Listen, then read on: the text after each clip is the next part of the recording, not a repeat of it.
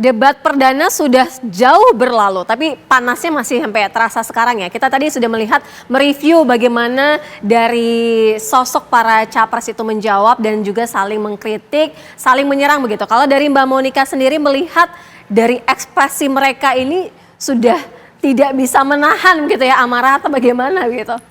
Ya, jadi kalau makro gestur yang ingin ditunjukkan ini mungkin bisa ditahan ya. Tetapi tidak dengan respons yang bersifat mikro yang nampak di wajah. Nah, jadi yang nampak di wajah ini justru merupakan emosi yang paling genuine dari mereka, apa yang dirasakan oleh mereka, begitu ya.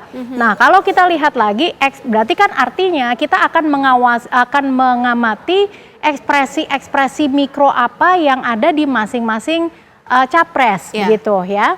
Nah, kalau dari Pak Anies, ini yang kita lihat adalah di debat 1, di debat ketiga gitu ya, ini ada ekspresi-ekspresi di mana ada kemarahan seperti itu. Dan ini setiap ekspresi ini pastinya adalah sesuatu yang manusiawi sekali karena memang positioningnya adalah sebagai perubahan, membawa perubahan begitu ya. Jadi apa yang dikatakan oleh terutama di 02 atau 03 ini selalu ada kontranya seperti itu, dan kontra ini diwakili oleh ekspresi itu tadi begitu. Nah, kemudian kalau kita lihat lagi di Pak Prabowo, memang kita kesampingkan di ekspresi wajah seperti itu ya. Ini karena ya mungkin kita perlu ada catatan mengenai kayak riwayat kesehatan dan lain-lain, karena sebetulnya di wajah manusia itu ada lebih dari hampir 50 ekspresi otot-otot wajah yang bertanggung jawab untuk menampilkan ekspresi yang dirasakan oleh seseorang begitu ya. Nah, karena kondisi kesehatan sehingga mungkin tidak terlalu presisi untuk kita mengamati dari wajahnya, tetapi kalau kita dengar dari suara, intonasi ya, Mas Anies. Nah, hal-hal seperti itu ini sangat kental sekali dan bisa mengungkapkan ekspresi apa yang dirasakan oleh yang bersangkutan begitu. Nah, kemudian kalau kita dilihat di 03 ya, ini terutama Pak Ganjar, yang ini hampir sama juga dengan yang ditunjukkan oleh Prof Mahfud ya, bahwa banyak ekspresi ya yang muncul ini adalah merupakan ekspresi yang disebut dengan kontem ya. Jadi kontem ini adalah suatu ekspresi di mana yang bersangkutan merasa bahwa lawan debatnya ini lebih inferior begitu ya. Jadi yakin bahwa programnya ini adalah program yang terbaik begitu. Oke, itu kalau dari sisi ekspresi ya. Nah, kebetulan kan Mas Gun-Gun ini merupakan panelis ya pada debat perdana ya. Iya, betul. Ini memantik pertanyaan juga Mas, kira-kira ketika membuat sejumlah pertanyaan itu ada tidak batasan-batasan khusus, ada pertanyaan yang sebenarnya tidak boleh dikategorikan masuk gitu, karena ada beberapa pertanyaan sehingga menjadi 18 begitu ya, 18 pertanyaan. Mungkin Mas Gun-Gun bisa cerita. Iya, memang panelis itu diberi keleluasaan ya untuk menyusun soal. Kebetulan saya salah satu panelis dari 11 panelis di debat perdana. Waktu itu debat yang memang menarik perhatian halayak. Kenapa? Karena ini baru pertama kali untuk Pilpres 2024. Jadi atensinya luar biasa. Pada saat di proses karantina ya, saya sebagai panelis itu rasa-rasanya punya kebebasan untuk menentukan konstruksi pertanyaan berdasarkan isu atau data, kemudian tentu framework dalam konteks teori akademik ya, sekaligus relevansinya dengan subtema yang kemudian menjadi subtema pokok dari debat perdana. Contohnya seperti tata kelola pemerintahan ya, kemudian pemberantasan korupsi dan lain-lain. Jadi memang setiap panelis itu diberi kesempatan menyusun dulu soalnya masing-masing. Jadi dari 11 panelis seperti saya misalnya menyusun 4 soal, kemudian kita lempar di FGD dengan teman-teman panelis lain yang itu bebas dari orang lain di luar panelis ya, di forum itu hanya ada panelis. Dan kemudian terkumpul seingat saya waktu itu sekitar 70-an soal ya.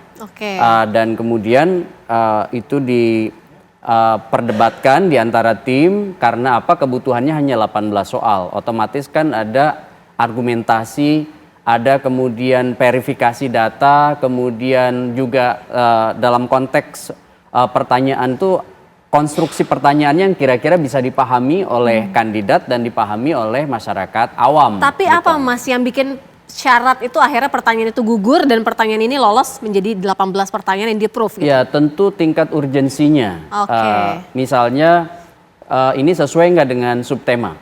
Nah, kalau nggak sesuai atau terlalu melebar, ya tentu itu ditinggalkan gitu ya. Oke. Kemudian yang kedua basis data.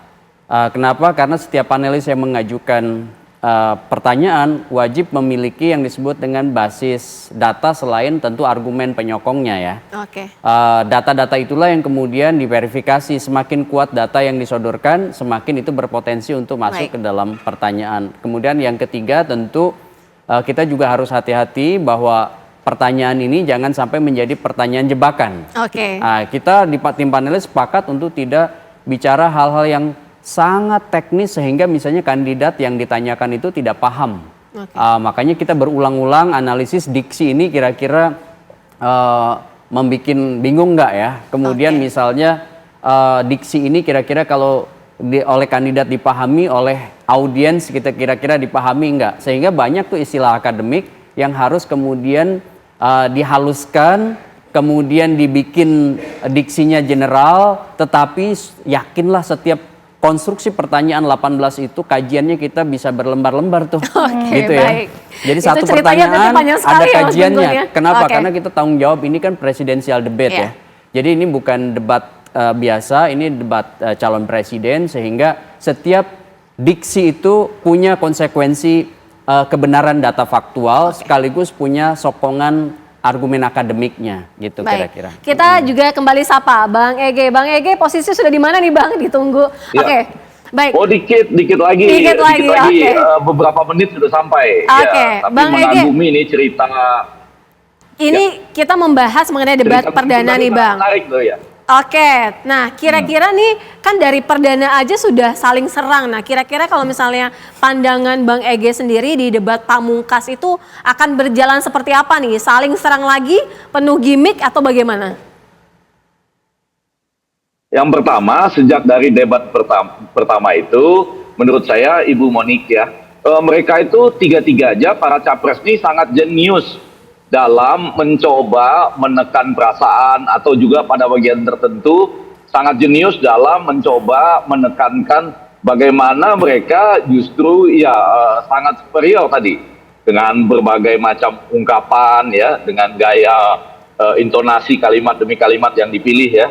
Dan ditambah lagi misalnya dengan berbagai pengalaman atau urusan pribadi, bahkan juga kadang-kadang menggunakan maaf ya, sekali ini maaf gitu, tapi pada kenyataannya mengeluarkan pertanyaan yang menekan misalnya. Jadi menurut saya dari debat pertama itu sudah terlihat bahwa ketiga orang ini mampu memainkan dramaturgi dalam debat capres. Nah untuk langsung menjawab pertanyaan Tera tadi, ya saya yakin debat ketiga ini adalah debat pamungkas dalam arti tadi ya, laga puncak, ini seperti final Premier League ya, atau final champion lah lebih tepatnya gitu, yang kemudian mengantarkan kita pada kesimpulan ini yang akan kita pilih atau juga kesimpulan untuk tidak memilih gitu ya. Yeah. Nah, jadi memang ini sesuatu yang saat ini menurut saya sudah diperhitungkan akan menjadi dalam tanda petik relatif panas, walaupun tetap tentunya